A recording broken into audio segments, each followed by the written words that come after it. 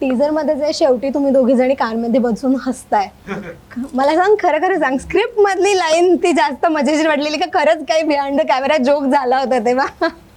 नाही ना, आणि मला तुझं जे खरं हसतेस तू तेच तिथे हसली हो. होतीस का? आणि ना मी इतकी त्या स्क्रिप्टमध्ये आणि अशी होते ना की मला खूप वेळेला मी विसरत होते की मला कसं मी कसं हसायचं, म्हणजे कळतं ना तुला, असं की आपण इतकं तर ते कॅरेक्टर जगत असतो.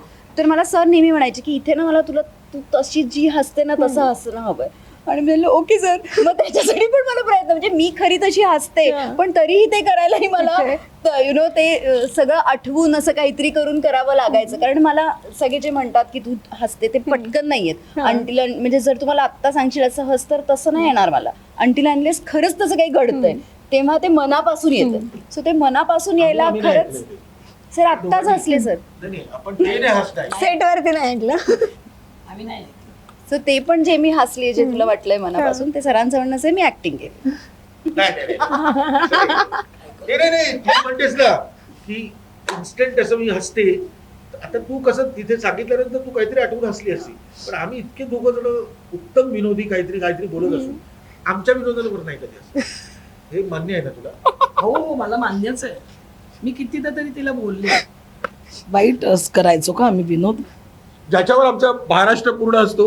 आम्ही असे याचना करायचो की कधीतरी नाही तसं नाहीये. मी कुठल्या वेगळ्याच ह्याच्यामध्ये असायचे, विचारात होती कशी असू मी आता. हो ना.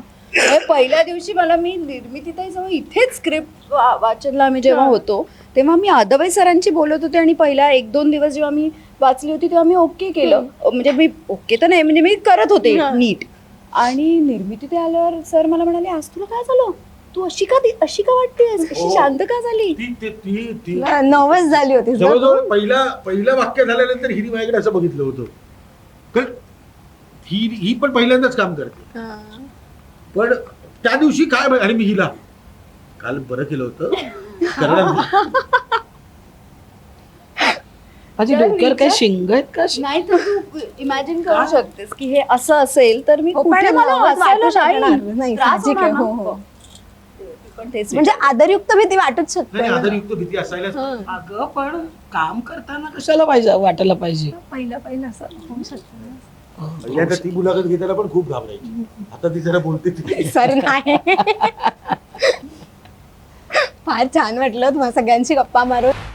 रसिका हो, कलाकृती मीडिया म्हणजे मनोरंजनाची लयलूट. मनोरंजन क्षेत्रातील किस्से व घडामोडींचा आस्वाद घेण्यासाठी कलाकृती मीडिया या यूट्यूब चॅनलला सबस्क्राईब करा आणि व्हिडिओ लाईक करा.